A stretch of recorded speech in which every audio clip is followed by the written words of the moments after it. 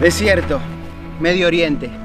Sin duda que es uno de los lugares más inhóspitos para el ser humano. Sin embargo, hace más de 5000 años aquí comenzaba a gestarse una comunidad. Tanto tiempo después, ese pequeño pueblo se transformó en un país. ¿Qué sabemos de ese país llamado Israel? Aparte de integrar esta región desértica, es lo que voy a tratar de mostrarles en los próximos minutos.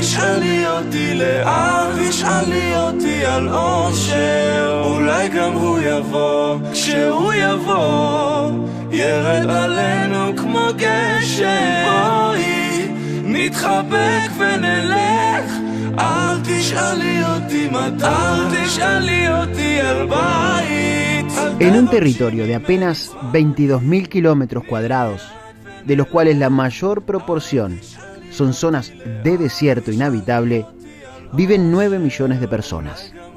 En un estado de democracia, con un primer ministro como autoridad principal del gobierno y un parlamento que representa mayoría y minoría de la sociedad. Israel es un estado desde 1948, cuando Naciones Unidas determinó que la zona que hoy ocupa sea su territorio soberano. Jerusalén es la capital.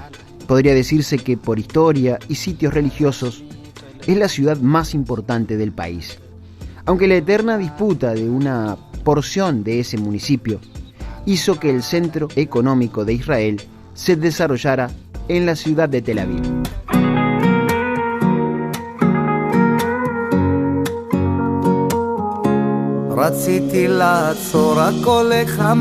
Lógicamente, la mayor parte de los habitantes del país son judíos, pero no son los únicos.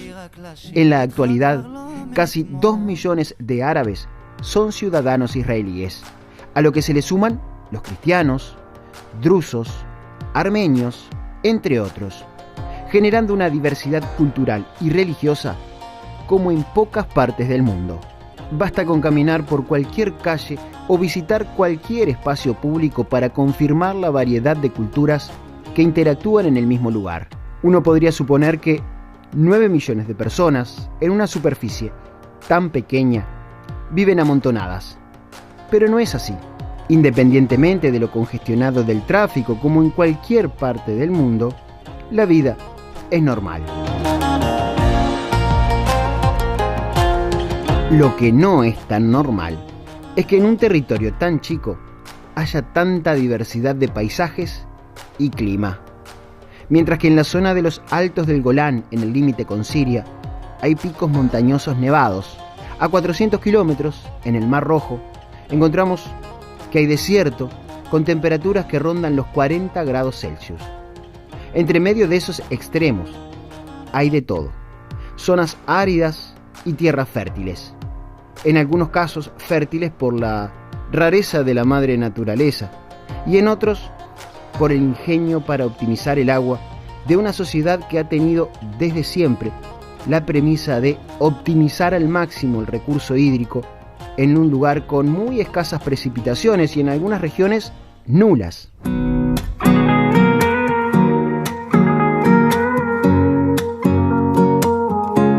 רציתי לעצור הכל איך המרגעים אולי רק לטייל איתך קצת בין הצלילים. רציתי רק לשיר איתך כבר לא מאתמול, אז אם אנחנו יחד בוא נשכח מהכל.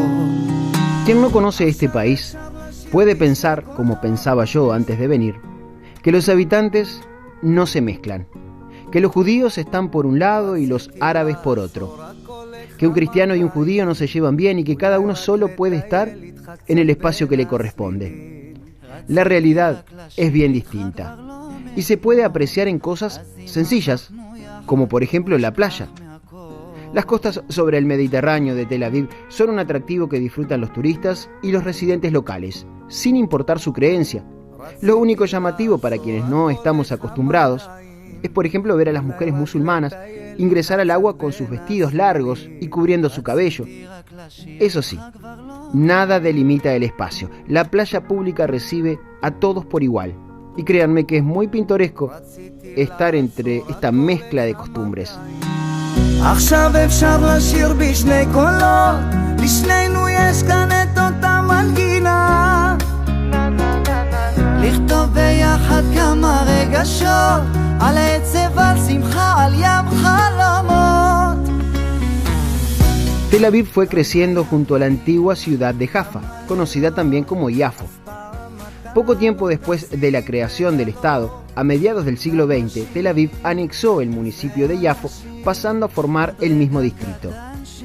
El puerto de Yafo es considerado uno de los más antiguos del mundo y, dada su ubicación estratégica, tuvo relevante importancia desde miles de años atrás.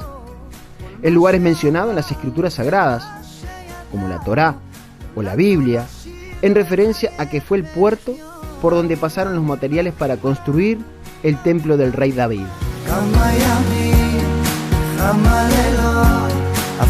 En lo que sería la entrada al barrio, se destacan varios monumentos como la Torre del Reloj, construida en tiempos del dominio otomano. Los cañones en uno de los puntos altos del barrio antiguo recuerdan las innumerables batallas que se sucedieron a lo largo de los siglos en esa región. La iglesia de San Pedro, custodiada por la orden franciscana, tiene la importancia de estar en el lugar donde vivió transitoriamente uno de los discípulos de Jesús, que hoy da nombre al templo. Sus calles, su arquitectura, su aspecto, hacen de Yafo un lugar escogido por muchas parejas de recién casados para realizar las tradicionales fotografías de matrimonio.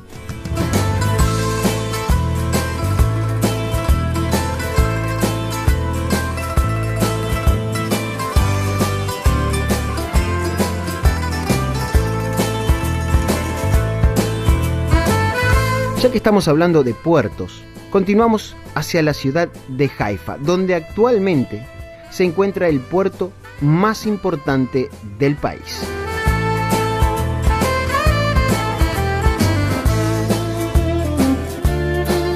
Haifa está situada en la colina del Monte del Carmel, a 90 kilómetros de Tel Aviv, comercialmente muy destacada y también por sus universidades. Como en gran parte del territorio de Israel, el Monte del Carmel tiene su importancia religiosa. En lo alto de este monte se encuentra el monasterio Stella Maris, congregación católica que se originó en el siglo XVII con la creación del grupo de los carmelitas, justo en el lugar donde se establece que el profeta Elías, uno de los más importantes del Antiguo Testamento, vivió en una cueva. Esa cueva hoy se encuentra bajo el altar de la capilla, construida en el mismo sitio.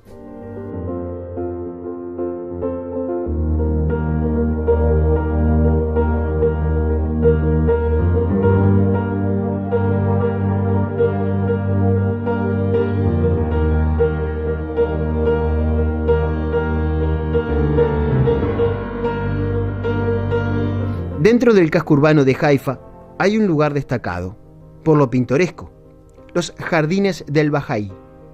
Y aunque la religión a la que pertenece no es de las más populares, el paseo es una cita obligada para los turistas. El Centro Mundial Bahá'í es el lugar más importante de esta religión, siendo el santuario del Baal y los jardines circundantes un valioso patrimonio que trasciende lo estrictamente religioso.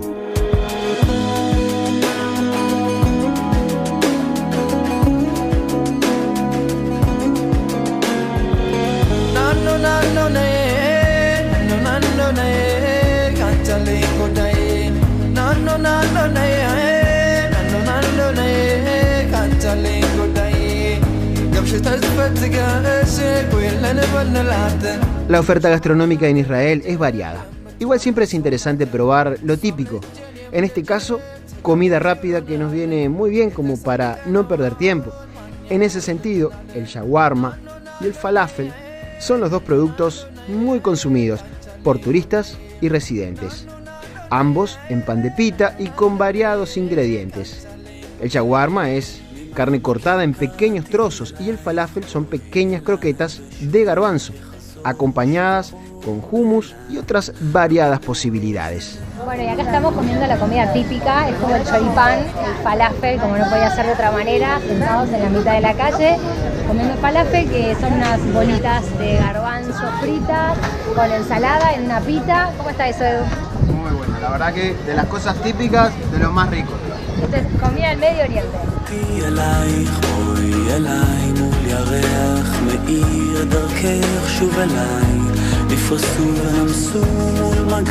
Una de las ideas de este programa es mostrarles algunos de los sitios destacados en materia de paisajes en Israel.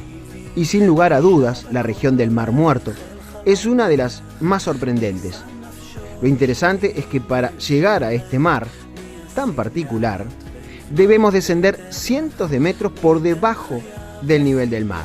Bueno, seguimos camino al Mar Muerto y en este lugar encontramos una referencia interesante del porqué de lo que vamos a ver a continuación. Donde estamos, el nivel del mar. Sin embargo, para llegar al Mar Muerto vamos a seguir descendiendo más de 400 metros todavía. Eso marca a las claras lo que es ese espacio geográfico y el porqué también de las características del Mar Muerto.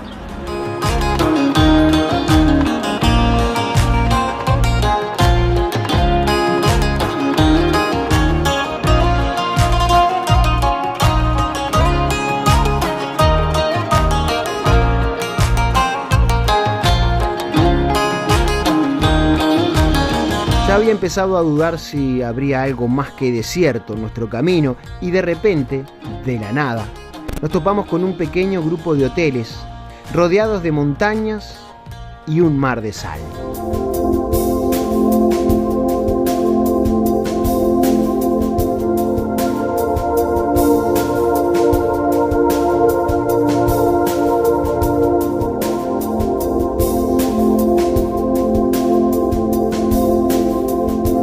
Este es el Mar Muerto, originalmente llamado Mar Salado. La salinidad es 9 veces superior a la de los océanos. Eso genera que cualquiera que ingrese al agua pueda flotar sin el más mínimo esfuerzo. Cuesta explicar con palabras la sensación. Físicamente el agua, además de sal, tiene una cantidad de minerales. Se la siente en la piel como algo aceitosa. En el fondo no hay arena. Hay sal. Es tanto el nivel de salinidad que ésta ya no se disuelve en el agua. Sencillamente se va acumulando en el fondo.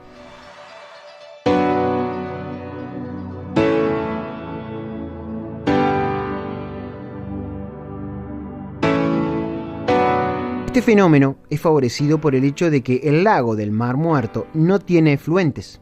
El agua que ingresa desde el Jordán u otros cursos menores queda estancada en esa cuenca con todos sus minerales. No, la sensación literalmente es como si estuvieras caminando en el agua, vas flotando. Es impresionante, ¿no? Esa naturaleza que a veces se expresa en estas cosas tan sencillas y al mismo tiempo raras, diferentes, que en este caso, por ejemplo, se pueden disfrutar en el espacio de agua que está más por debajo del nivel del mar en todo el planeta.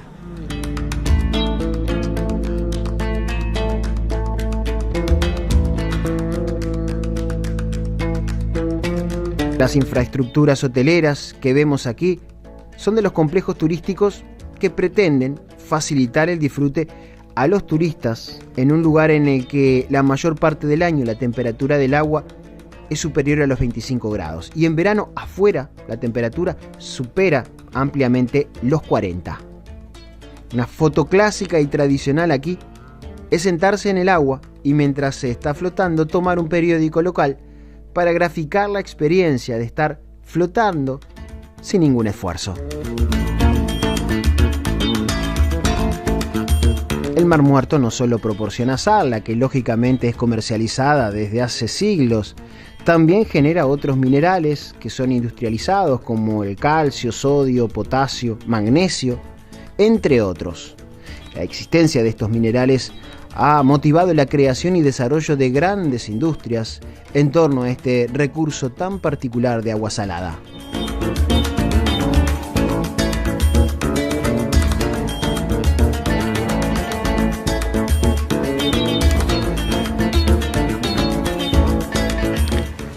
Bueno, y acá compramos un barro con minerales típico del Mar Muerto. No podríamos irnos de este lugar sin ponernos ese barro en el cuerpo y bueno, meternos en el Mar Muerto, que es una de las cosas típicas que se hacen acá porque tiene muchas propiedades.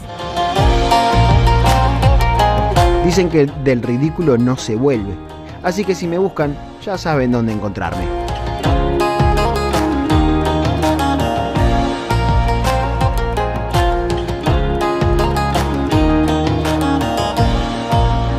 Aprovechando nuestra estadía en esta zona, vamos a visitar un lugar natural muy conocido en Israel.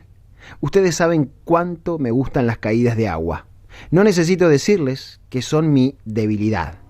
Por eso, cuando me enteré que en esta región desértica, con temperaturas superiores a los 40 grados, hay un manantial cuyas aguas caen por la ladera de una montaña, no pude evitar emocionarme y concretar una visita a la reserva en la que se encuentra este espacio.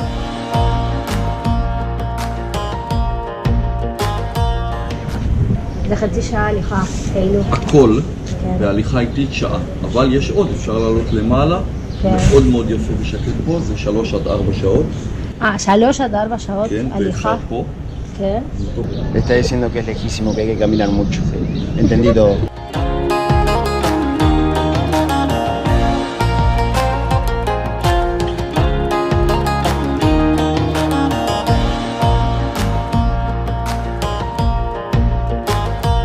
Les recuerdo que estamos en una de las zonas más áridas y secas del planeta, donde predomina la roca y arena del desierto. Eso es lo que hace más raro todavía el sitio que les vamos a mostrar, que está compuesto por algunas caídas de agua y varias piscinas. Claro, para llegar al agua hay que caminar un rato, y pese a que llegamos temprano a esta reserva, el termómetro en las primeras horas de la mañana ya supera los 35 grados.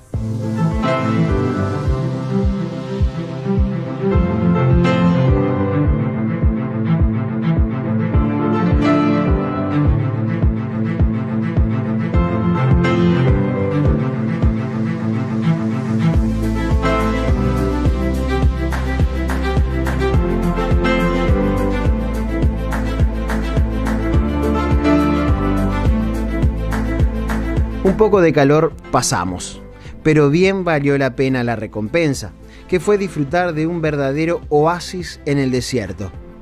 La caída de agua más importante lleva el nombre de David, y es un torrente permanente de agua pura que brota desde la montaña y desciende rumbo al Mar Muerto.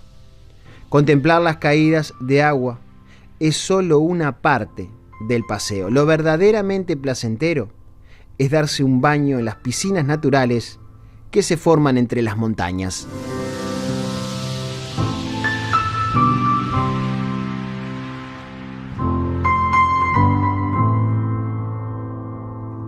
La verdad que cuando íbamos por la mitad de la subida dudé si seguía o daba vuelta, pero valió la pena. Divino, está divina el agua, fresquita.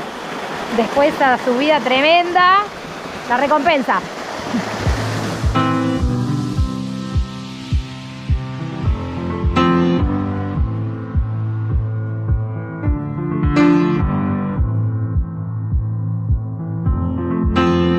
La naturaleza aquí parece no haberse guardado nada.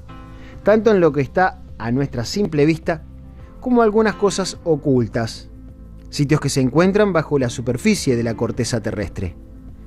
Lo que les mostramos ahora es otro patrimonio geográfico de Israel: las cuevas de estalactitas y estalagmitas, que están dentro de otra reserva nacional, encontrada por error mientras se trabajaba en una cantera que funciona en la zona. Esta cueva se recorre exclusivamente con un guía del parque, para asegurarse que nadie pueda deteriorar las formaciones naturales o se salga del sendero delimitado. La cueva no es de las más grandes, pero sí es una de las que reúne mayor cantidad de formaciones en una cavidad natural. Durante mucho tiempo la naturaleza ha trabajado creando a través de filtraciones de agua cargadas de minerales para ir generando gota a gota formas increíbles. La explicación previa y la iluminación de la cueva le dan al paseo un marco muy especial, disfrutado por personas de todas las edades.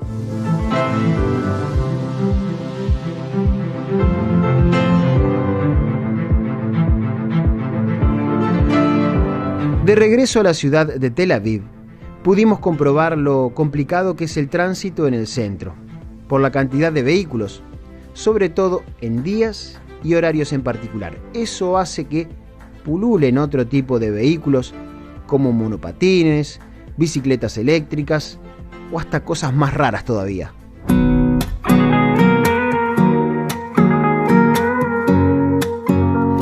Skate, monopatín, bicicleta con motor, una rueda, no sé cómo explicarle a eso, no sé, todos los medios de transporte son válidos, que no sea un auto, por supuesto, porque el tráfico es imposible en esta ciudad. עכשיו אפשר לשיר בשני קולות, לשנינו יש כאן את אותה מנגינה. לכתוב ביחד כמה רגשות, על עצב, על שמחה, על ים חלומות. כמה ימים, כמה לילות, אף פעם אתה לא תפסיק לגלות. Muchos judíos se esfuerzan por mantener vigentes sus tradiciones, y si hay algo representativo de una cultura, son sus bailes folclóricos. Son muy populares aquí las reuniones semanales en clubes deportivos o espacios al aire libre para bailar danzas típicas. Para muchos, tradición, para otros una actividad social o ejercicio. Como sea, es muy pintoresco ver tantas personas bailando sincronizadamente, como si se tratara de una única compañía de baile.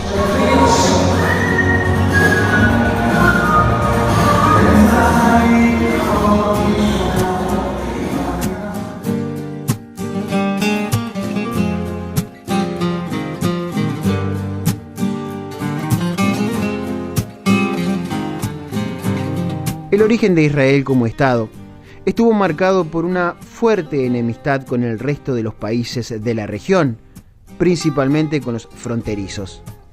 Eso hizo que el país y sus habitantes desarrollaran una capacidad de autoabastecimiento en todo sentido. A diferencia de lo que ocurre en otras partes, Israel no contaba con el apoyo de quienes lo rodeaban, más bien todo lo contrario. Eso explica por qué la sociedad israelí es una de las más desarrolladas, con una envidiable capacidad de crear todo tipo de inventos que facilitan la vida de sus habitantes. Inventos que, dada su importancia, rápidamente se extendieron al resto del mundo. Yo ignoraba que los microprocesadores eran un invento israelí, o el riego por goteo, o los paneles solares, o el puerto USB de las computadoras, o las microtarjetas de memoria. Estoy seguro que se sorprenderían como nosotros al conocer todo lo que usamos cotidianamente creado en Israel.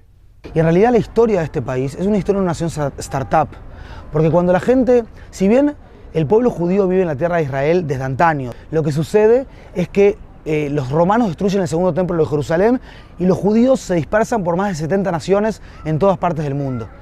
Y al dispersarse había un anhelo durante más de 1800 años, casi 2000 años, de volver a la tierra de Israel. Y por poner un año, en el año 1882, por intermedio de un movimiento político llamado el sionismo, que tenía un montón de vertientes, algunas más religiosas, otras más seculares, más laicas, más espirituales, comienzan a volver en 6 grandes olas emigratorias a la tierra de Israel, del 1882 hasta la independencia del Estado de Israel moderno, 1948. Y cuando los tipos llegan a este lugar, acá Tel Aviv, y lo que ven acá es un arenero, y ven 65% de desierto, y ven en el noreste de Israel, ven pantanos que había que disecar. Ellos dicen, algunos eran creyentes, otros no, dicen Dios, o dicen, pucha, ¿esta es la tierra prometida? Por esto estuvimos 1800 años deseando volver, deseando llegar acá. Acá no hay nada, no tenés un mercado regional para la exportación, no tenés ningún tipo de recurso natural, tenés mucha piedra, tenés poca agua, sos el único cachito de tierra acá en el Medio Oriente que no tenés ni siquiera petróleo. Y muchos de ellos se pararon y se fueron. Y otros dijeron lo mismo, descriptivamente vieron lo mismo, pero dijeron, por eso mismo, vamos a ser socios en la creación de todo esto y vamos a desarrollar una economía basada en el conocimiento.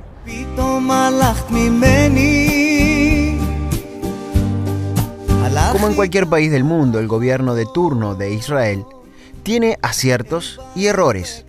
El tema es que en esta región hay situaciones muy delicadas que involucran personas con pensamientos radicales de un lado y del otro.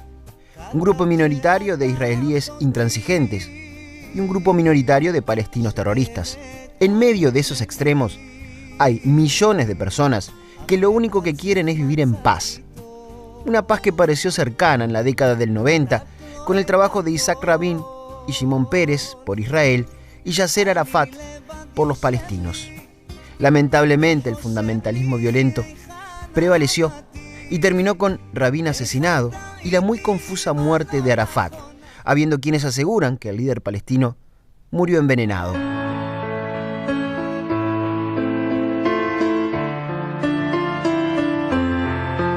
No es nuestro objetivo en este caso profundizar en un tema muy complejo y delicado.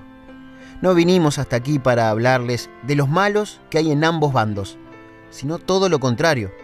Preferimos mostrarles los esfuerzos para que seres humanos vivan en la paz que todos merecemos. Por eso fue ineludible visitar el Centro por la Paz Shimon Peres, un lugar bajo los ideales que el Premio Nobel de la Paz dejó como legado. Una organización que trabaja ayudando a personas sin importar su nacionalidad.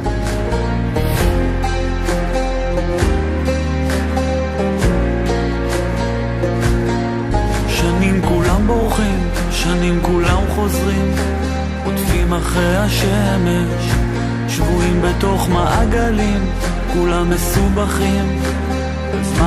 Peres sabía que la única forma de alcanzar la paz algún día en Medio Oriente era apostando a las nuevas generaciones, a educar en valores, integrando a niños judíos, árabes, palestinos, demostrándoles que pueden ser un equipo, que pueden crecer juntos sin odio, sin rencores. La idea es siempre la misma: satisfacer una necesidad en el terreno, enfocarse en un problema y unir a las personas para hacer una diferencia real. Y usamos diferentes herramientas. Por ejemplo, hace 17 años establecimos el programa El Deporte al Servicio de la Paz. Fue el primer programa en la región que utilizaba el fútbol como una herramienta para enseñar y educar por la paz. Creamos equipos de fútbol mixtos con palestinos e israelíes, árabes e israelíes, donde los niños jugaban juntos, con el mismo uniforme y sin árbitro. Entonces, cualquier problema que surgiera en el partido, ellos tendrían que solucionarlo. Teníamos muchísimos grupos diferentes en toda la región. Por otro lado, hemos estado trabajando para capacitar médicos palestinos en hospitales israelíes, lo cual facilite que exista un sistema médico palestino que crezca y se expanda, y también crear vínculos profesionales y personales, por lo que hemos capacitado a 260 médicos hasta hoy, y tenemos alrededor de 70 médicos en formación en hospitales de Israel en este momento. El 90% regresa al sistema de atención de salud pública de Palestina, por lo que sabemos que realmente se logra una diferencia. No hay fuga de cerebros, no hay salidas al extranjero, y sí se está causando un impacto positivo en su comunidad. 20 de los graduados ya son jefes de hospitales o jefes de departamentos y están cambiando la cultura en estos lugares, logrando realmente marcar una diferencia. Y ahora están entrenando y asesorando a las generaciones más jóvenes. La mayoría de ellos siguen en contacto profesional con sus mentores israelíes y los otros miembros del equipo o las familias de los pacientes ven esta interacción. Así que esta es la forma que percibimos nuestro programa y exploramos cómo podemos evaluar su impacto.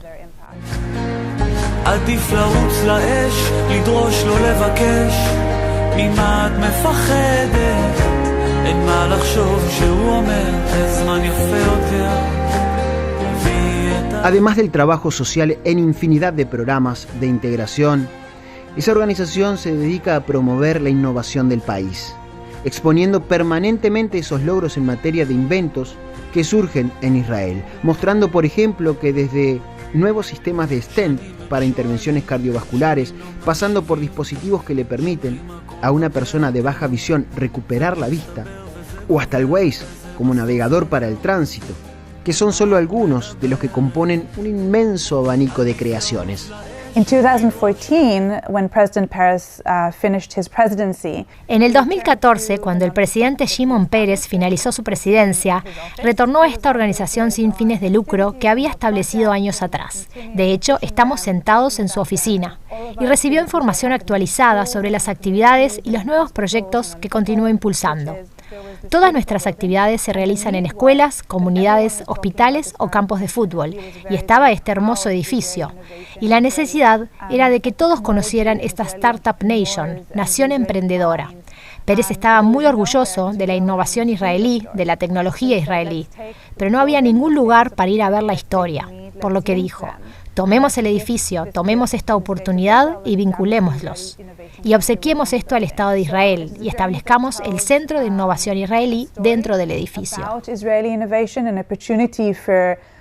Es un recorrido que cuenta la historia sobre la innovación israelí, una oportunidad para que jóvenes y adultos, israelíes y no israelíes, sepan cómo se ha logrado la innovación en el país, enfocándonos en cómo la innovación está cambiando el mundo para mejor. Porque para el expresidente Peres y para nosotros, el punto no es el resultado de la tecnología, sino la forma en que se está cambiando el mundo.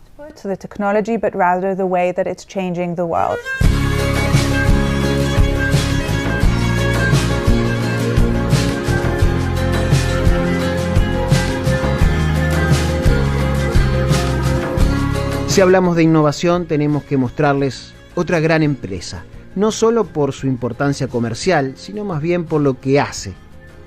Watergem es una compañía que produce agua del aire. Así de simple, así de importante. Con un sistema que se asemeja al de un equipo de aire acondicionado, pero que filtra el agua de manera tan eficiente que la transforma en agua potable. Diferentes tamaños de equipos con una capacidad de producir desde pocos litros para una vivienda hasta miles y miles de litros para toda una comunidad. Para muchos de nosotros, tomar un vaso de agua es algo que ni razonamos. Simplemente cuando tenemos sed, abrimos una canilla o destapamos una botella y tomamos. Pero para millones de seres humanos en la actualidad, no es tan fácil. Watergem se inventó en Israel y fue adquirida por un filántropo que, además de desarrollar la actividad empresarial, usa las máquinas para generar agua donde no la hay. La visión de la empresa es poder llevar agua a todo lugar donde se necesite, para que hombres, mujeres y niños puedan disfrutar de agua potable. Es un derecho y queremos contribuir a eso. Y sí, hemos hecho muchísimo trabajo y muchísimas donaciones, y para poder seguir en esa línea también necesitamos la parte comercial, ¿no? Y combinar las dos para al final hacer bien al mundo y a los lugares que se necesitan.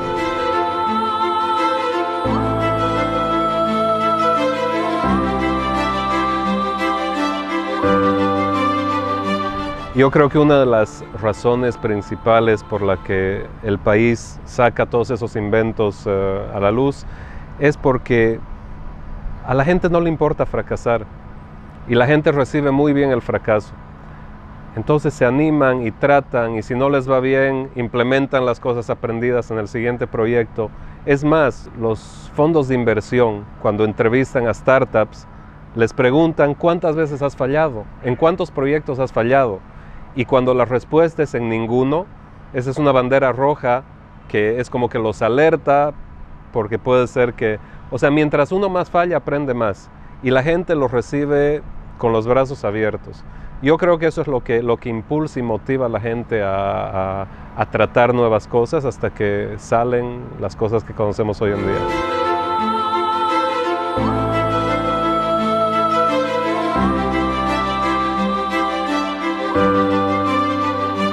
Recorriendo este pequeño país, viendo su diversidad cultural y religiosa y apreciando cómo los habitantes comunes conviven unos con otros, siento que no todo está perdido. Quizás sea simplemente una expresión de fe, de deseo, pero pienso que quizás en un futuro no tan lejano, algunas heridas empiecen a cicatrizar y el odio vaya quedando de lado, dando paso a la tolerancia, al entendimiento. No será fácil, pero hay empresas, organizaciones y habitantes de diversas nacionalidades y creencias que hacen un invalorable aporte, como esta fábrica en la que palestinos, judíos, árabes y drusos trabajan juntos, intercambiando cargos y funciones. Aquí, por ejemplo, hay palestinos que tienen a su cargo empleados judíos, sin que eso represente ningún tipo de conflicto. SodaStream fue fundada por un judío sobreviviente del Holocausto, que no ha dejado de soñar con ver a las personas de diferentes culturas que habitan esa región, viviendo juntos y en paz. Si usted pensaba que entre palestinos y judíos solo hay odio, sepa que aquí, por ejemplo en esta fábrica, en pleno Israel, musulmanes y judíos compartieron una cena de Ramadán, una de las actividades más características del Islam. Una cosa es una política que puede ser polémica, cada uno según su posición, y otra cosa es la realidad de la vida diaria que no tiene nada que ver con esas palabras, con esos conceptos cuyo peligro es que se arraigan y también pueden crear acciones. El país de los judíos, mira cómo tratan, y ya se extiende y pasó en Uruguay. Antisemitismo en Uruguay a raíz de una presentación deformada, en mi opinión, y con mala intención, de la situación de lo que ocurría acá. No quiero decir en ningún momento, porque sé que no es así, los pajaritos vuelan, todos se aman, acá no hay ningún problema. No, claro que hay problemas. Hay tensión, hay mucha desconfianza, hay recelos, en parte cada uno tiene sus razones, pero la vida diaria, y no es cuestión de lo que yo diga, cualquiera que viene acá lo ve. ¿Cómo es posible? No era que se matan en cada esquina, no era que los judíos persiguen a los árabes, o sea, es tan distinta la realidad, sin entrar en política siquiera. Israel tiene 3.1 hijos por pareja en promedio. Es el país occidental que tiene más hijos por pareja. Y en ciencias sociales muchas veces la cantidad de hijos por parejas es una medida del optimismo, ¿verdad? O sea, la gente trae hijos al mundo porque piensa que el mundo va a ser un mundo mejor. Y desde el punto de vista también, digamos, si vos hablás económicamente, vos fijate que acá, en este paísito que es 1/6 del 1% del Medio Oriente, con 9 millones de personas, hace 30 años tenía solamente 5 millones de personas, vos tenés que, se está intentando de encontrar una solución a los accidentes de tránsito, que es una de las principales causas de mortalidad del mundo. Se está intentando de encontrar una vacuna contra el cáncer en un instituto como el Instituto Weizmann para las Ciencias, que es un instituto que está bastante avanzado en encontrar una vacuna contra el cáncer, y es impresionante. Uno te imaginase con nuestro emprendimiento Conexión Israel la cantidad de ejecutivos altos de corporaciones, de empresarios que están llegando a Israel para ver qué es lo que está pasando acá.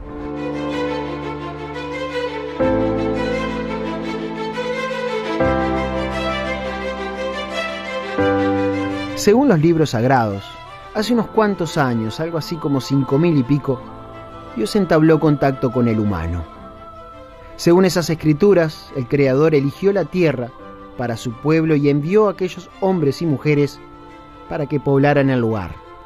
Como humano, no tengo la capacidad de saber los propósitos de Dios, pero da la impresión que algo no salió bien.